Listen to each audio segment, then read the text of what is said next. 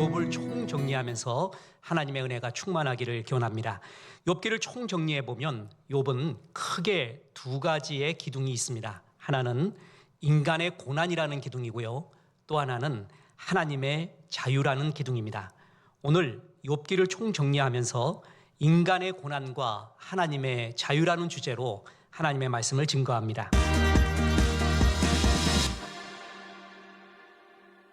인간의 고난은 태어나면서 죽을 때까지 계속 이어지고 있습니다. 고난은 신비입니다. 똑부러지게 한마디로 그 이유와 해결책을 말하기가 어려운 부분이 많습니다. 욥은 그러한 인간의 고난에 대해서 말하고 또 하나 하나님의 자유에 대해서 말합니다. 먼저 인간의 고난의 이야기입니다. 인간의 고난에 대해서 할 때 우리가 첫째로 기억해야 되는 것은 알 수 없는 고난, 이유 없어 보이는 고난, 그런 것이 우리의 삶에 있다라는 것입니다.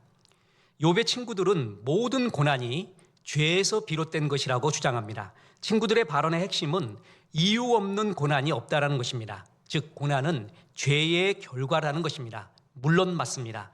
우리가 당하는 고난의 90% 이상, 아니 80% 이상은 거의 우리의 죄의 결과 때문에 오는 것이 많은 경우가 있습니다. 욥의 친구들의 주장 보세요. 욥기 4장 7절에 보면 생각하여 보라, 죄 없이 망한 자가 누구인가? 정직한 자의 끊어짐이 어디 있는가? 이게 그들의 말의 핵심입니다. 그들에게 있어 하나님은 정의를 굽게 하시지도 않고 공의를 굽게 하시지도 않기 때문에 욥의 고난은 그것에 상응하는 죄의 결과였어만 합니다. 욥기 8장 3절 보세요. 하나님이 어찌 정의를 굽게 하시겠으며 전능하신 이가 어찌 공의를 굽게 하시겠는가? 하나님은 정의로워서 죄 있는 자에게 벌을 주시고 죄 없는 자를 번영케 하신다라는 이야기입니다. 욥은 자기가 죄 없다고 말했습니다. 그것이 친구들에게는 있을 수 없는, 인정할 수 없는 일입니다. 그런데 우리는 욥기의 서론에서 욥이 왜 이런 고난을 당하게 되었는가를 우리는 알고 있습니다. 욥도 모르고 욥의 세 친구들도 모르지 않습니까? 우리는 알고 있습니다. 욥의 고난은 죄악의 결과가 아니라 사탄의 의혹을 불식시키기 위해서 하나님이 허용하신 것이었습니다. 까닭 없이 욥이 하나님을 믿겠습니까? 하나님이 복을 주셔서 욥이 제대로 믿는 거죠. 그게 아니다. 욥은 이유 없는, 까닭 없는 그러한 하나님에 대한 절대적인 믿음이 있다. 그것을 하나님이 사탄에게 말하면서 사탄의 이 의혹을 불식시키기 위해서 테스트를 허용한 것이었습니다. 그런데 욥은 그걸 모르고 있습니다. 욥의 친구들도 모르고 있죠. 분명 욥의 지금 이 고난은 죄의 결과가 아닌 것이 분명한 것입니다. 더 나아가 욥의 고난은요, 욥기의 전체 내용을 볼 때 욥의 신앙과 삶을 성숙시키기 위한 하나님의 시험이자 연단의 과정이었습니다. 이거는 인과응보의 단선적인 일치성만을 고집하는 지혜 사상으로서는 수용할 수 없는 그러한 해석입니다. 그리고 중요한 거는요, 욥은 끝내 자신의 고난의 이유를 몰랐다는 것입니다. 그토록 기다리던 하나님을 만난 후에도 욥은 자신이 끝내 물어왔던 질문이었던, 즉 내 고난의 이유가 뭡니까? 하는 그 질문에 대한 답변을 듣지를 못합니다. 그런데 욥이 그 답변을 못 들었다고 해서, 자기 고난의 이유를 몰랐다고 해서, 그 해답을 못 찾았다고 해서 문제가 되지 않습니다. 그렇죠? 이게 욥기의 하나의 신비 중에 불과합니다. 우리도요, 수없이 질문하는 게 있거든요. 근데 지금 모르는 경우도 많습니다.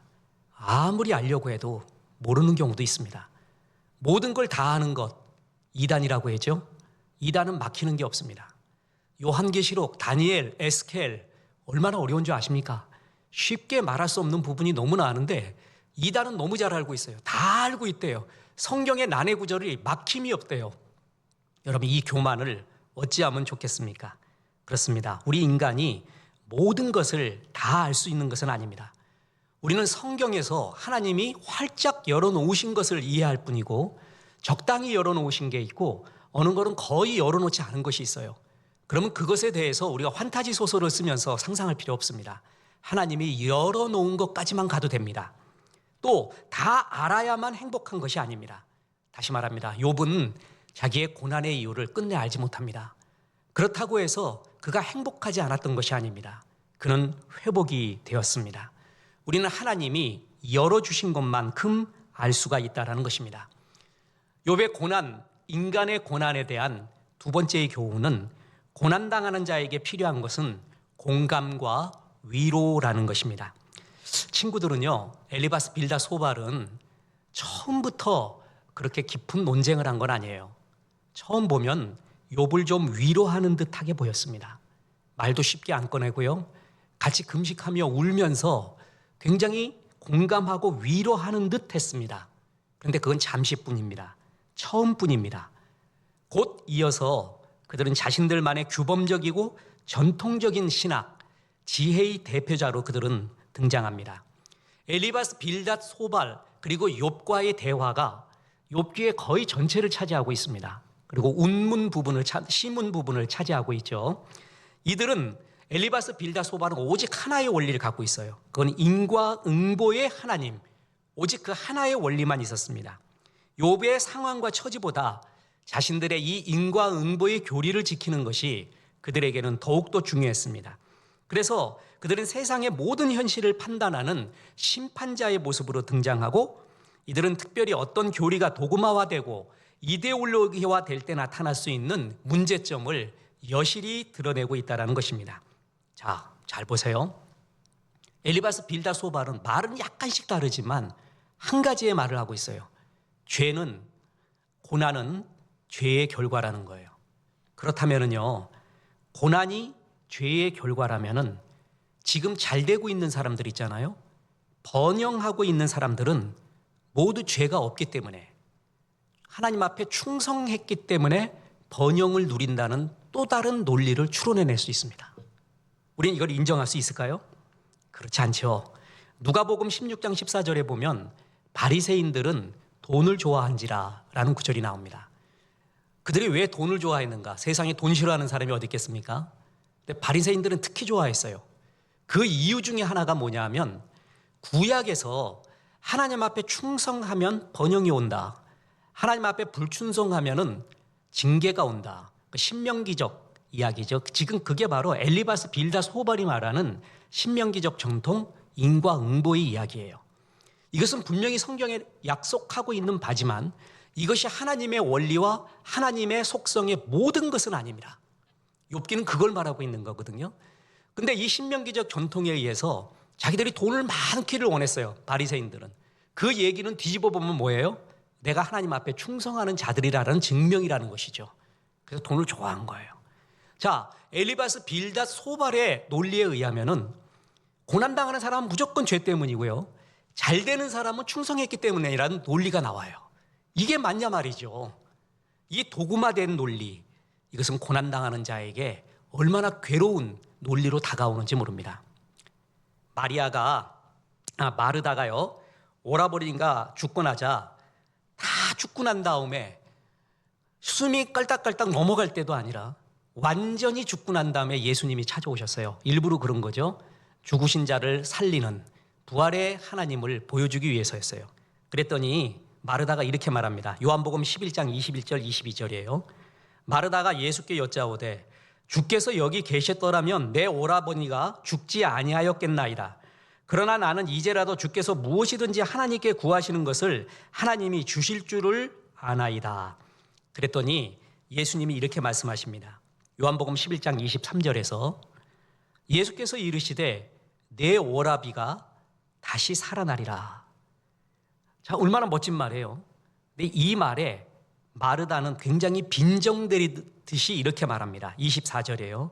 마르다가 이르되 마지막 날 부활 때에는 다시 살아날 줄을 내가 아나이다. 참, 이 말이 굉장히 깊은 의미가 있어요. 내 오라비가 죽었다 그러니까, 예수님, 당신이 어떤 능력을 행하시고 권세를 보여주면 내 오라비가 살아날 것 같습니다, 이렇게 말한 거예요. 그렇게 해주십시오 라고 말한 것이에요. 그런데 예수님의 응답은 뭐냐면 내 오라비가 살아날 거야. 그 말은 이렇게 들른 거예요. 오해를 한 거예요, 마르다가. 알아요. 마지막 부활의 날에는 다시 살아나지요. 예수님 지금 그 말 하신 거죠? 그건 나도 알아요. 이런 식이에요. 이 말의 의미가 뭐예요? 죽은 자 앞에서 정말 예수님이 다시 살려주기를 원했는데 너무 도구마적인 말, 이데올로기적인 말, 뻔한 말을 하는 것 같다라고 느껴진 거예요. 자, 이 말을 다시 깊게 보면은요, 사람은 정말 고난의 때에 도구마 같은 말이 있어요. 너무 뻔한 공식 같은 말이 있거든요. 그게 우리에게 도움이 안 된다는 겁니다. 큰 은혜가 되지 않아요. 제가 사역자들에게 항상 하는 말이 있어요. 뻔한 말 하지 마라. 뻔한 말. 누구나 아는 뻔한 말보다 새로운 말의 기법과 새로운 말의 방법도 찾고 주제를 찾아봐라. 특히 방송을 할 때 말이에요. 뻔한 말이 있어요. 교과서적인 말. 그걸 아무리 기름을 쳐도 어떨 땐 깊이 다가오질 않습니다. 뻔한 말이 어떨 때는 정말 괴로운 사람한테 도구마로 들려와요. 이데올로기로 들려와요. 마치 욥에게 세 친구들이 도구마적인 말을 해서 괴롭게 한 말처럼 말입니다. 그렇습니다. 고난당하는 자에게는 교리적이고 뻔한 도구마적인 말이 아니라 그 고난과 고통을 함께 나눌 위로와 격려, 정말 가슴에서 느껴지는 위로와 격려가 더 필요하다는 것입니다. 인간의 고난의 세 번째 교훈은 고난 중에도 하나님께 탄식하며 붙어 있는 것이 중요하다는 것입니다. 서막에서와는 달리 세 친구와의 대화 부분인 시문에서 욥의 발언은 탄식이 많이 나옵니다. 욥기는 42장까지 되어 있거든요. 처음 1, 2장이 뭘로 되어 있냐 하면은 산문으로 되어 있어요. 그리고 마지막 42장이 또 산문으로 되어 있어요. 그 중간이 있잖아요. 그 중간은 전부가 시문, 운문으로 되어 있어요. 이 문체가 되게 중요해요. 어떻게 말하느냐는 무엇을 말하느냐와 동일합니다. 제가 설교 때 많이 말하는데 how to mint는 what to mint와 똑같은 거예요. 그 말을 어떤 형식으로 담느냐, 그거는 메시지가 거기에 아예 들어 있습니다. 니체가 자라투스트라는 이렇게 말했다. 거기에서 나는 왜 이 글을 시로 쓸 수밖에 없는가? 그건 담보 시로 되어 있거든요. 산문으로 쓸 수 없다는 거예요. 논리적인 표현, 이성적인 표현으로 자라투스트라의 말을 쓸 수가 없다는 거예요. 이 말의 의미가 큽니다. 산문으로 표현할 수 없는 게 운문으로 나와요. 시로 나와요. 그래서 욥기의 중간은 제일 많은 부분이 시문이에요. 정신 좀 차렸을 때 산문이 나오고요. 정신이 많이 빠져나갈 때, 정말 고난이 깊을 땐 탄식이 나오거든요. 그때는 산문의 논리의 형식이 아닙니다. 시문의 형식으로 되어 있고 그것이 전부 거의 욥의 탄식이에요. 이 탄식은 이해할 수 없는 고난에 대한 욥의 반응입니다. 이러한 반응은 이러한 욥의 탄식의 반응은 3장부터 시작되는데 그 3장 11절 12절이 욥의 탄식의 전체를 끌고 가는 기관차 같은 구절이에요. 보세요. 어찌하여 내가 태에서 죽어 나오지 아니하였던가? 어찌하여 내 어머니가 해산할 때에 내가 숨기지 아니하였던가? 어찌하여 무릎이 나를 받았던가? 어찌하여 내가 젖을 빨았던가? 이 이야기들이 뭐예요? 굉장히 도발적이죠. 비신앙적으로 보여요. 어떻게 하나님 앞에 내가 왜 태어났지? 왜 나를 태어나게 했습니까? 그날 그냥 내가 죽어버렸으면 좋았는데, 이런 말이 얼마나 도발적이고 비신앙적으로 들립니까? 오히려 엘리바스 빌다 소발의 말이 굉장히 모범적이고요, 주범적이고 신앙적으로 보여요. 욥기에서는요. 굉장히 중요해요. 욥의 친구들의 말은 하나하나를 띄워놓고 보잖아요. 설교를 할 수 있는 교훈적인 내용들이에요. 근데 욥의 말은 굉장히 거칠어요. 반항적이에요. 도발적이에요. 그런데 욥의 발언은 친구들과 같이요, 뻔한 말, 교리적인 말, 사변적인 말이 아닙니다. 욥의 발언은 이해할 수 없는 고난 중에 쏟아내는 고통의 탄식이었죠. 탄식은 신앙의 한 부분입니다. 절제된 언어와 정화된 표현을 탄식에서는 쓸 수가 없습니다. 반항적이고 거칠 수밖에 없죠. 근데 여기서 중요한 것이 있습니다.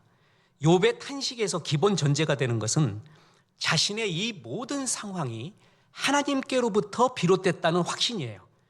이거는 욥의 산문 부분인 서론에서 했던 그 욥의 유명한 고백이 있거든요.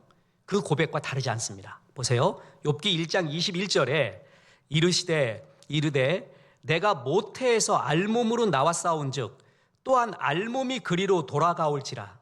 주신 이도 여호와시요 거두신 이도 여호와시오니 여호와의 이름이 찬송을 받을지니다 하고, 주신 이도 거두신 이도 하나님이다. 모든 것이 하나님으로 비롯됐다라는 고백이거든요.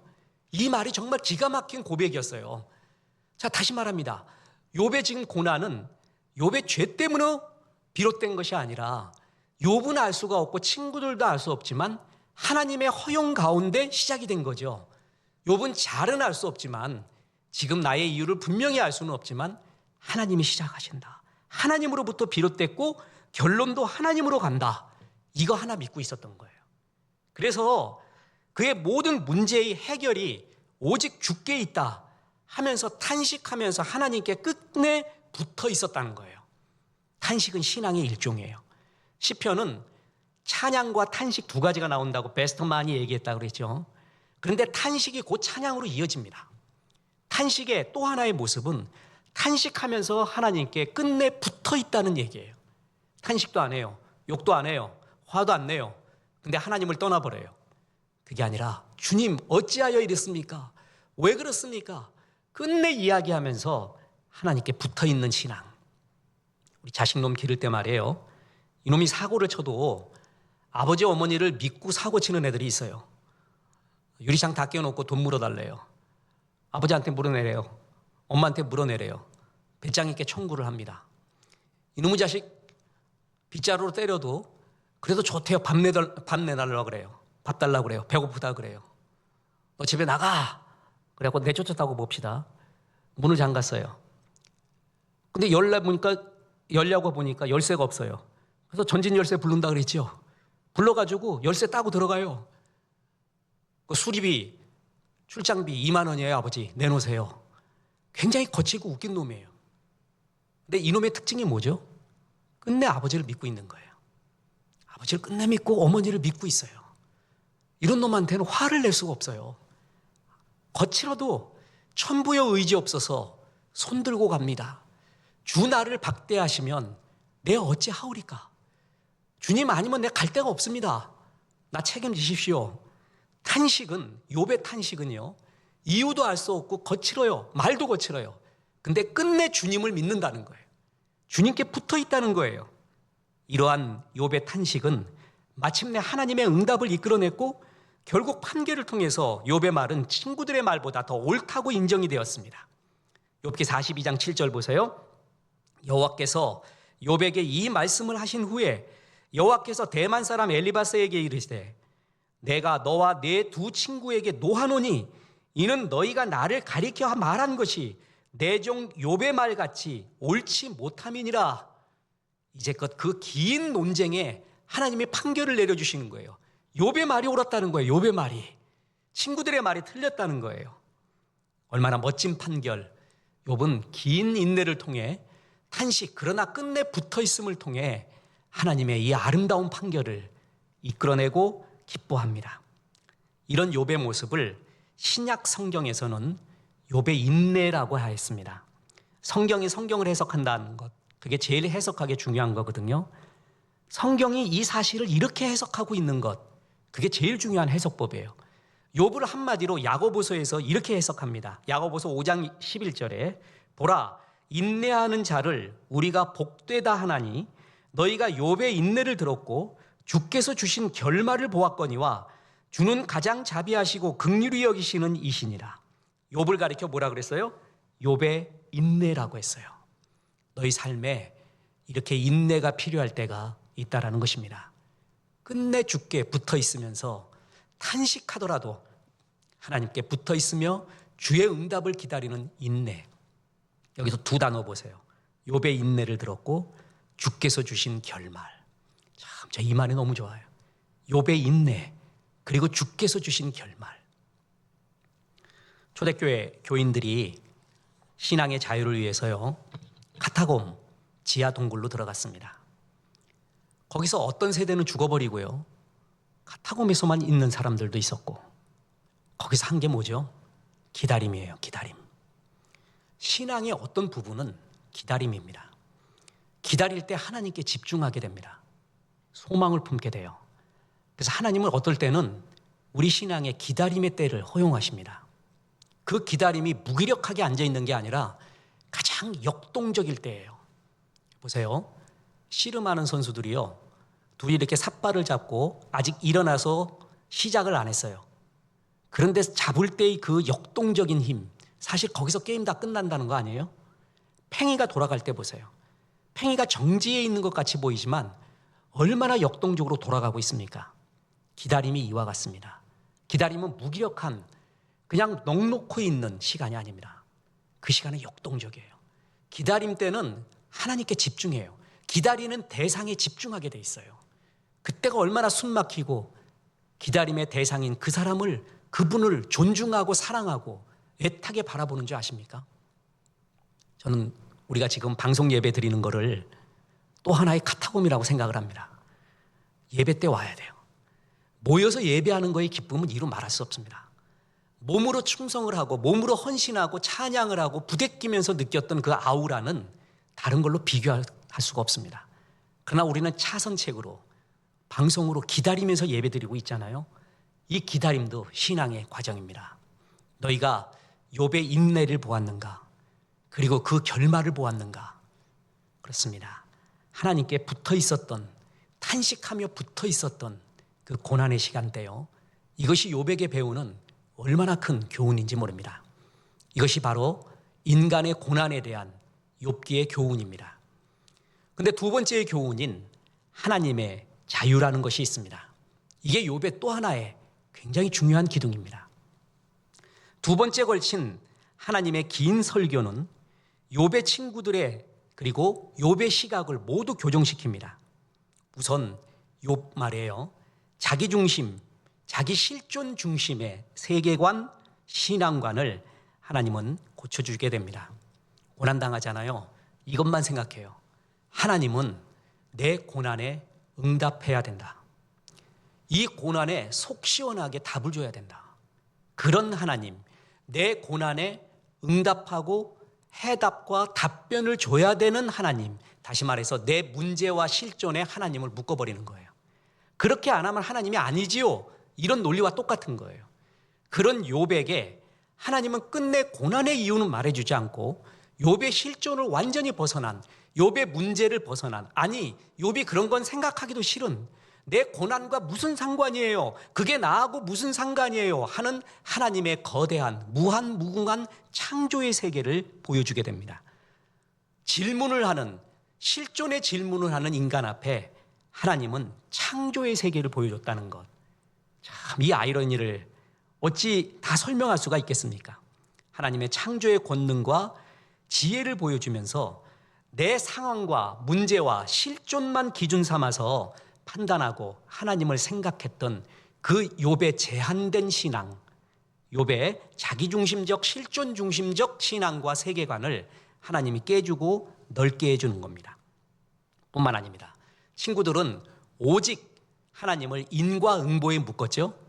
하나님은 인과응보의 법칙을 만드신 분이고 그렇게 행하시는 분이지만 거기에 매이지 않는 하나님, 거기에 넘어서는 하나님, 이것을 친구들에게 또 보여준 겁니다. 욥에게도 그리고 친구들에게도 하나님은 창조의 세계를 보여줬습니다. 인간과 친화 관계에 있지 않는 야생동물들, 저게 지금 저 동물들이 왜 있지? 자기들끼리 법칙을 갖고 나름대로의 하나님 주신 질서를 갖고 살아가고 있어요. 근데 그 동물들을 내가 컨트롤할 수가 없어요. 먹을 수도 없고 잡아서 콧뚜레를 해가지고 농사에 쓸 수도 없고 그 동물들이 마음껏 뛰놀고 있는 모습을 보여줘요. 야, 모든 걸 네 중심으로 생각하지 마라. 저들 너 없어도 살아가고 있고 네가 컨트롤할 수도 없지. 그런 내 실존 밖에, 이해 밖의 세계를 보여주고 있어요. 그런데 그 세계도 내가 돌보고 있고 배려하고 있다. 심지어는 혼돈과 악의 상징이라고 여겨진, 신화적인 동물로 여겨진 베헤못과 리오야단을 설명하면서 너희들은 저거에 대해 공포를 갖고 있지, 두려워하고 있지, 최고의 악과 혼돈 덩어리라고 말하고 있지. 내가 보기엔 귀엽다. 저 베헤못과 리오야단도 내 손 안에 컨트롤 안에 있다. 그러면서 다시 말합니다. 욥은 하나님을 자기의 문제를 답해줘야 하는 하나님, 내 실존의 문제를 해결해줘야 되는 하나님으로 묶었고요. 욥의 세 친구들은 인과응보의 하나님으로 꽉 묶어버렸어요. 그 묶인 하나님이 무한한 창조의 세계를 보여주면서 나는 너희들에게 묶이지 않는다. 다시 뭐예요? 하나님의 자유. 하나님의 자유를 보여준 것이었습니다. 인간의 이해에도 또 인간의 인과율, 이성적으로 이해할 수 있는 인과율도 굉장히 중요하지만 인간의 이해관계, 그리고 인과율, 인간의 실존, 문제, 그 모든 것을 뛰어넘는 하나님의 자유를 보여주고 있습니다. 이게 인정하기가 굉장히 어렵습니다. 전부 우리는 신앙의 거의 대부분은요, 내 문제를 해결해 주는 하나님이에요. 근데 하나님이신 하나님, 그 자유의 선언, 다시 말합니다. 네 문제를 해결해 줘도 하나님이고 해결해 주지 않아도 하나님인 하나님. 얼마나 멋진 하나님, 진짜 하나님이신 하나님의 자유를 욥기에서 보여주고 있습니다. 옛날 왕이 있었습니다. 이 왕이 네 아들에게 저 뜰밭에 있는 과일 나무, 그걸 보고 감상문을 써오라고 했어요. 그래서 왕은 봄, 여름, 가을, 겨울에 각 계절마다 그 왕자 한 명씩을 보냈습니다. 1년이 지난 후에 왕은 네 아들을 한자리에 모아놓고 자기가 본 과일 나무의 모습에 대해서 말하라고 했습니다. 겨울에 나무를 보고 온 아들은 나무가 앙상한 모습이었습니다 라고 말했고, 봄에 과일 나무를 보고 온 아들은 잎이 푸르고 싱그러운 모습이었습니다. 여름에 보고 온 아들은 꽃이 아름다웠습니다 라고 말했고, 가을에 나무를 보고 온 아들은 열매가 탐스러웠다고 했습니다. 그들은 서로 자기들의 본 모습이 맞다고 변론했어요. 이때 왕이 말했습니다. 너희 모든 말이 옳다.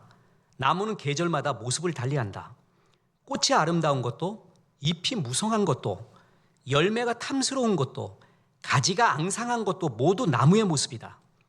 너희들이 본 것은 나무의 한 부분이다. 한 가지 사실을 알았다고 해서 그것이 전부인 것처럼 주장해서는 안 된다. 이런 말을 합니다. 내 실존이 내 문제가 전부는 아닙니다. 저는 교회 담임 목회를 하면서 우리 성도님들이 이렇게 말하던데요. 사람들의 견해가 이렇습니다라는 얘기를 정말 많이 듣습니다. 그죠? 어쩔 수 없이 들어야 되는 위치에 있잖아요. 근데 저는 확실히 아는 게 있어요. 그분이 말하는 사람들이 그러는데요, 성도들이 그러는데요는 뭐를 말해요? 내가 아는 사람들이 그러는데요. 그 얘기하고 똑같은 거예요. 성도 전체 의견을 들어봤어요? 그렇지 않잖아요. 내가 아는 남편, 아내, 친구, 몇 사람, 그 의견이 전체 의견은 아니란 말이에요. 근데 몇 사람이 맞으면 전체인 줄 착각도 하고 그렇게 여기고도 싶은가 봐요. 그죠? 전체 전수를 이야기해 보면 또 달라요. 우리가 보는 건 부분적이에요. 부분적으로 알고 부분적으로 예언을 해요. 내가 갖고 있는 은사도 부분적이에요. 다시 말합니다. 이단의 특징이 뭔지 아세요? 자기가 다 알고 있대요. 모르는 게 없대요. 그 천재적인 학자들이, 신학자들 얼마나 똑똑한 줄 아십니까? 얼마나 열심히 노력하는 줄 아십니까? 그들이 평생 몇 대를 걸쳐서 풀지 못하는 것들을 너무 간단히 풀어요. 다 알고 있대요. 여러분, 이것처럼 교만한 게 어디 있습니까? 내 실존이, 내 문제가 하나님 이야기의 전부가 아닙니다. 이 문제에 대답해야지만이 하나님이고 응답하지 않으면 하나님이 아닌 것이 아닙니다. 사사기라고 있습니다. 이 사사기는 왕이 없던 시대예요. 이 사사기를 이끌고 가는 처음과 중간과 마지막의 이야기의 주제 구절이 사사기 21장 25절입니다. 그때 이스라엘에 왕이 없으므로 사람이 각각 그 소견에 오른 대로 행하였더라. 사사기는 전부 이 얘기예요. 하나님이 아닌 자신이 왕이 되어 살아갈 때 그 인생은 막장 인생이 됩니다. 이 막장 인생의 답이 뭔지 아십니까? 왕을 왕이 되게 하라. 하나님이 네 삶의 왕이 되게 하라. 16세기 종교 개혁자들이 바른 교회와 바른 신앙의 회복을 위하여 부르짖었던 중요한 표 중에 하나가 Let God be God, 하나님을 하나님 되게 하라라는 것이었습니다. 이 고백은 루터의 고백으로 알려져 있고요. 이후에 신학자인 칼 바르트, 세계적인 변증가인 오스 기니스 등에 의해서 재인용되면서 신앙의 큰 담론을 형성합니다. Let God be God, 유명한 말이에요. 인간에 의해서 좌지우지되는 하나님이 아니라 하나님을 하나님 자리에 있게 해라. 그게 종교개혁의 굉장히 중요한 모토거든요. 욥기가 그걸 말하는 거예요. 이 말을 좀 더 이해하기 위해서 예수님을 시험하였던 마귀의 말을 들어보십시오. 마태복음 4장 3절인데 시험하는 자가 예수께 나와서 이르되 네가 만일 하나님의 아들이거든 명하여 이 돌들로 떡덩이가 되게 하라. 이 마귀의 말은요, 조건문으로 되어 있죠. 내가 만일 뭐뭐이거든, 다시 말해서 어떤 조건 하에서만 하나님의 아들로서의 정체성이 성립된다는 말입니다. 그 조건이 뭐죠? 이 돌들이 변하여 떡덩이가 되게 하라. 다시 말해서 돌을 떡덩이가 되게 하면 하나님의 아들이고 그렇지 않으면 하나님의 아들이 아니라는 것입니다. 다시 말해서 마귀는 하나님의 아들이 하나님의 아들다운 어떤 업적이 있을 때 하나님의 아들이지 그렇지 않으면 하나님의 아들이 아니라는 것입니다. 야, 이 돌을 들어 떡을 만들지 못하면 너는 하나님의 아들이 아니라, 이게 마귀의 말이거든요. 그렇지 않죠. 예수님은 돌을 떡으로 만들어도 하나님의 아들이고요, 돌을 떡으로 만들지 않아도 하나님의 아들입니다. 마찬가지입니다. 내 문제에 대답을 해줘도 하나님이고 대답하지 않아도 하나님입니다. 이게 Let God be God, 하나님을 하나님 되게 하라는 중요한 의미 중에 하나입니다. 저는 성균관대학을 나왔는데 1학년 때에 유교가 교양필수인가요? 그렇게 돼 있어요. 그래서 꼭 배워야 됐어요. 유학을 배우는데 너무 재밌어서 2학년, 3학년 때도 선택을 했습니다. 그때 잊혀지지 않는 게 뭐냐면 공자는 좋은 말이래요. 맹자는 위험하대요. 막 뒤집어 엎어버린대요. 장자는 유쾌하대요. 그래서 힘없을 땐 장자 보래요. 노자는 하지 말래요. 노자는 무섭대요. 그게 잊혀지지 않아요. 노자는 아주 깊고 깊은 또 어떤 세계가 있나 봐요. 그중에 맹자가 역성혁명이라 그래서 어찌 보면 위험하고요, 과격하면서도 열정적인 사상을 많이 품고 있죠. 맹자에 보면은요, 왕이 제대로 역할 못하면, 백성을 위하지 못하면 갈아치우고 신이 제대로 역할을 못하면 또 갈아치우래요. 이런 말이 나와요. 보세요. 제후위 사직즉 변치하나니라. 제후가 사직을 위태롭게 하면 바꾼다. 희생기성하며 자성기결하여 제사이디 호대 연이 한건수일 즉 변치사직하나니라. 희생이 이미 만들어지고 지성이 이미 깨끗하여 때를 맞추어 제사를 지내는데도 가물고 마르며 물이 넘치면 사직을 바꾼다. 여러분 종묘 사직 들어보셨죠? 사직 신이에요. 뭐 곡식의 신, 비를 내리는 신. 신한테, 곡식의 신한테, 비의 신한테 제대로 제사를 지냈어요. 깨끗하게 해서 제사도 지내고 때를 맞춰서 막 예배도 하고 그랬는데 비를 내리지 않아요. 땅이 가물어요. 그럼 신을 바꾸라 이렇게 말해요. 얼마나 웃긴 말이면서 멋진 말이에요. 이런 말이 굉장히 휴먼틱하죠. 인간 중심적인 말이에요. 인본주의적 인문학의 전형적인 말이죠. 이런 말 들을 때 사람은 시원하다고 해요. 그래 맞지. 우리의 문제를 해결해 주지 않으면 다 바꿔버려야 돼. 신이라 할지라도 비를 안 내려? 땅을 가물게 해? 어렵게 해? 그럼 신 바꿔버리자. 전부 무중심이에요. 인간 중심이죠. 내 중심이에요. 내 문제를 해결해 주지 않아? 그럼 하나님이 아니지. 내 문제에 답변이 없어? 그럼 하나님이 아니잖아. 이게 욥이 갖고 있었던 일면의 모습이었어요. 내 실존의 문제, 내 고난의 이유에 반드시 답해줘야 되는 하나님. 하나님은 얘기하는 거예요. 돌이 떡이 되게 만들어도 하나님의 아들이고 내가 떡으로 안 만들어도 하나님의 아들이야. 네 문제에 답변해도 하나님이고 답변하지 않아도 하나님이야. 하나님의 진짜 하나님 되심, 이게 욥기의 중요한 주제입니다. 하나님의 이 의도를 알았어요. 창조 세계를 보여주시는 하나님의 의미를 발견합니다. 그래서 욥이 하는 말이 뭐예요? 욥기 42장 5절 6절이에요. 내가 주께 대하여 귀로 듣기만 하였사오나 이제는 눈으로 주를 배움나이다. 그러므로 내가 스스로 거두어드리고 티끌과 재 가운데서 회개하나이다. 이제껏 욥은 내 고난의 이유에 대해 속 시원한 응답을 해야 하는 하나님으로만 바라봤습니다. 그런데 이제 응답하지 않아도 하나님입니다. 하나님의 자유를 인정한 것입니다. 묻습니다. 과학적으로 증명되어지만이 하나님이고요. 과학적으로 증명되지 않으면 우리가 믿는 것은 미신입니까? 이성으로 이해되어야만 하나님이고 그렇지 않으면 하나님이 아니십니까? 이렇게 말할 수 없습니다.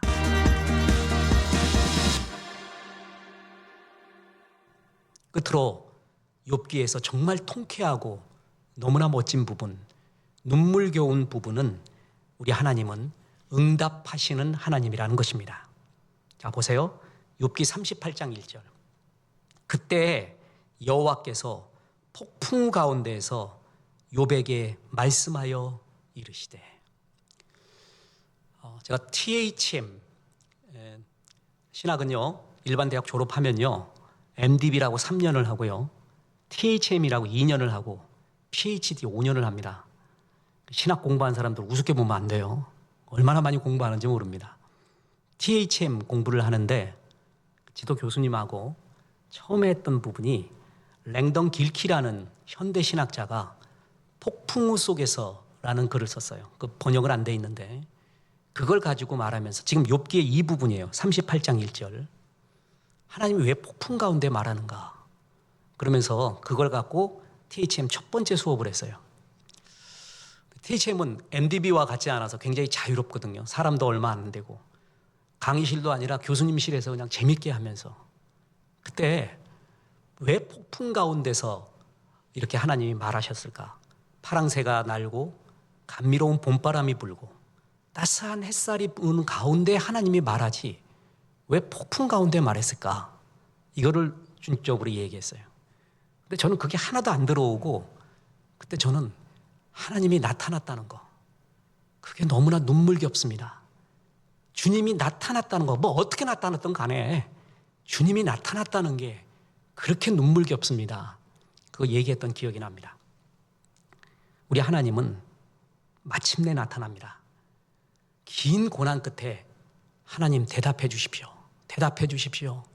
그랬을 때 하나님 나타나서 말씀하시는 그 사실을 체험한 사람은 이 짧은 구절이 그렇게 눈물이 납니다. 그렇게 눈물 날 수가 없습니다.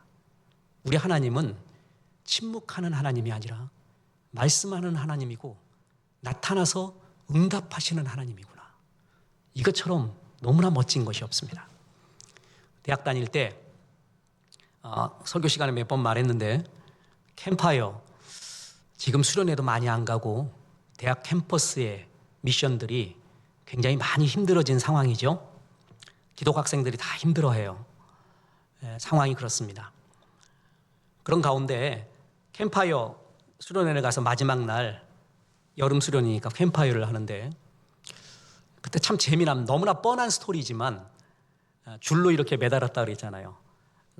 두 개의 단에다가 하나는 바알의 선지자들이 나타나서 막 소리 질러요. 불을 내려주십시오. 근데 안 내려가요.